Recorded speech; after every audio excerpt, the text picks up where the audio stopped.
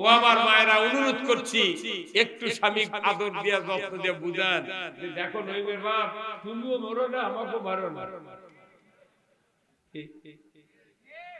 মোহরানা তো দেয়নি, বাপে না আটানি সোনার কানে জিনিস দিছে, ইরি ধান বাতাসে পুরে পৌঁছে গেছে, করছে নইমের বাপ তোরে আটানি সোনার জিনিস আনা দেবে, বেঁচে এনে ইরি লাগায় ধান কাটে তো 12 আনার জিনিস বানায় না। মিয়া মানুষ কোন ময়না করলে ওর দুধের সব ভুলে যায়। 12 বছর আগে বেঁচে খাবে, আজও 12 আনা আটানি দেবে, তাও দেয়। এই কথা যে মহিলা এই ফেরত করেছে, তাই প্যান্ডেল খেয়ে করছে, হুজুর আর আনা কর হুজুর, আমারটা কতদিন বেশি আজও দেয়নি।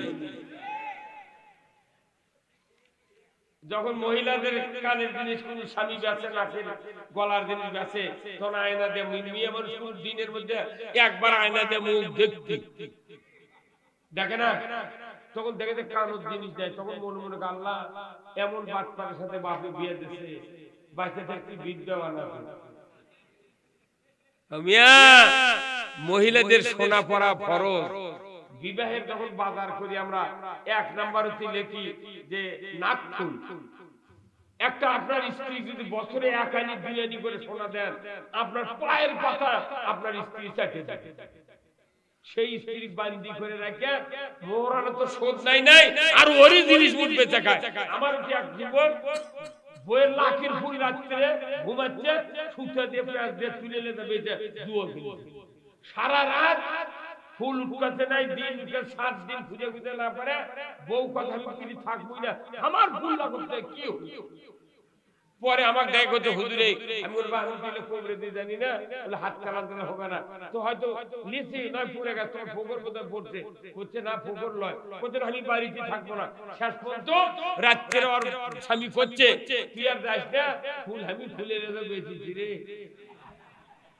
তাহলে যে দেশে স্ত্রীর লাখের ফুল না স্বামী বেচা খায়, সেটা দেশ হলো কত গনে লাখের ফুল নাই বেচা খাতে। এই দেশে নেতা করো ঘুম দিলে চাউল দিলে থুবি, এই থুবি মুসলিম আমি, সৈনিক আমি চির রণবীর, আল্লাহকে ছাড়া কাউকে মানি না, নারাই তাকবীর। বীর মুসলমান ধরো আল কোরআন, ফিরায়া আনো সেই হারানো সম্মান। বীর মুসলমান নারাই তাকবীর, আল্লাহু আকবার, তোমরা ধ্বনি ধরায়া রাখবার। বীর মুসলমান ধরো আল কোরআন, ফিরায়া আনো সেই হারানো সম্মান। বীর মুসলমান যে আওয়াজ শুনে ওরে মুসলমান, ভয় কাঁপিত কাফির বেঈমান, যখন মারহাবা দমে সে হুঙ্কার করে তুল পার, পাপে দুনিয়া ভেঙে করে চুরমার। বীর মুসলমান ধরো আল কোরআন, ফিরায়া আনো সেই হারানো সম্মান। বীর মুসলমান আমরা বীরের জাত, কোরআন বিজয় না থাকার কারণে শিখেই তোর আমাকে মাথা লাগছে। আমরা কথা বলে তো কথা পাইনি। এই গত 16 বছর যাইতে হুজুর দেখে শুনে কথা বলতে, আবার কেউ কাছে মাইকে সরে করতে কানের ভর্তি গরম গরম। এখন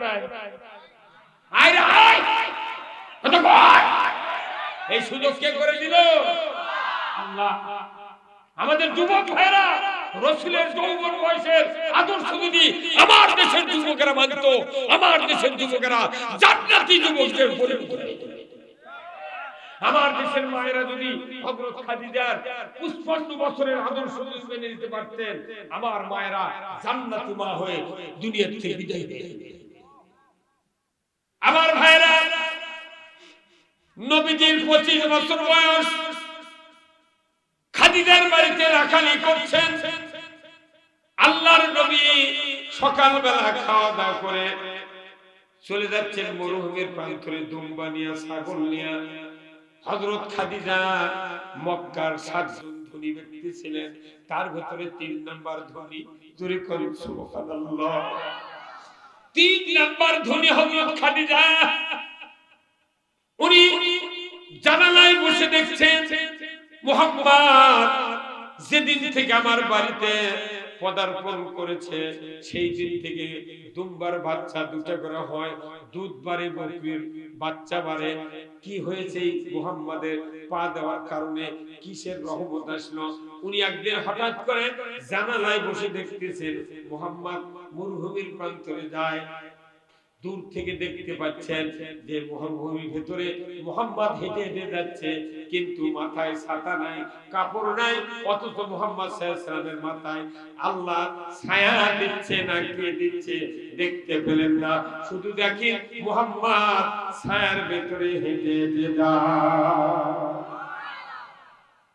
একদিন, 2 দিন, 3 দিন দেখার পর হযরত খাদিজা চিন্তা করলেন কি ব্যাপার, মুহাম্মদ কিভাবে ছাতা নাই, কাপড় নাই, ছায়ার ভেতরে যায়, আমি একটু দেখবো। 3য় দিনের মাথায় হযরত খাদিজা বাড়ি থেকে বেরিয়ে মুহাম্মদ সাল্লাল্লাহু আলাইহি ওয়াসাল্লামের পেছনে যাচ্ছেন। উনি তখন নবুয়ত নাই, মাত্র 25 বছরের যুবক, আর 40 বছরের নারী খাদিজা।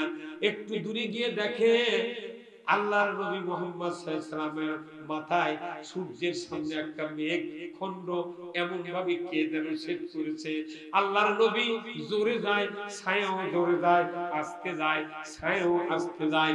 খাদিজা দেখে আশ্চর্য হয়ে গেল, সর্বনাশ, এটা তো যেন তেন মানুষ নয়, কার সাথে আমি বেয়াদবি করছি, কাকে আমি রাখাল বলছি, কাকে বকরি চড়ানোর জন্য আদেশ দিয়েছি, এটা আমার বেয়াদবি হয়ে যাচ্ছে। খাদিজা চিন্তা করলেন এই মুহাম্মদ আসলেই উপরওয়ালার একটা নিয়ামত প্রাপ্ত ব্যক্তি। সন্ধ্যার সময় হযরত খাদিজা বললেন, ও মুহাম্মদ, তোমার কাছে আমার একটা আবেদন, আমি তোমাকে একটা দরখাস্ত দিতে চাই, তোমার মতামত আমি জানতে চাই। মুহাম্মদ সাল্লাল্লাহু আলাইহি ওয়াসাল্লাম বললেন, ও মুনিব, কি বলবেন আপনি বলেন, যদি মানার মতো হয় আমি মানব, যদি মানার মতো না হয় আমি মানতে পারবো না। জোরে কন্যা মারহাবা। হযরত খাদিজা বললেন, একান্ত আমরা 2 জন বসে কথাটা বলবো। বললেন, বলেন কি ঘটনা, কি বলবেন? খাদিজা বললেন, মুহাম্মদ, তোমার মা নাই, বাবা নাই, আমারও স্বামী নাই। একজন স্বামী আমাকে তালাক দিয়েছে, আর একজন স্বামী আমাকে বিধবা বানিয়েছে। ও মুহাম্মদ, আমি তোমাকে একটা বাড়ি আছে, একটা গায়ে আছে, ওই মেয়ে যদি খালি 16 বছরের যুবক কয়, ভাই তো পছন্দ হচ্ছে রে, এরা তো বিয়ে করবো, তুই কবি কাকু কইস না, কথা কর। ওর যদি ভাইও থাকে, ভাই বড় ভাই থাকে, বাপ থাকে, দুলা ভাই থাকে, কাকু কবে না, তুই কবি তাহলে এক কাজ কর, হোক আমরা রাত্রে চলে যাই, তাই নগাদা লটারি খেলা করতে বিয়েতে পড়ে চলে আসে, এই কথা কই। আর রাসূল মক্কার 3 নাম্বার ধনী মানুষ, তাই বলেছে তোমাকে আমি স্বামী হিসেবে গ্রহণ করতে চাই। তাই বলল, আমার চাচাক না বলে কোনো কথা বলতে পারবো না।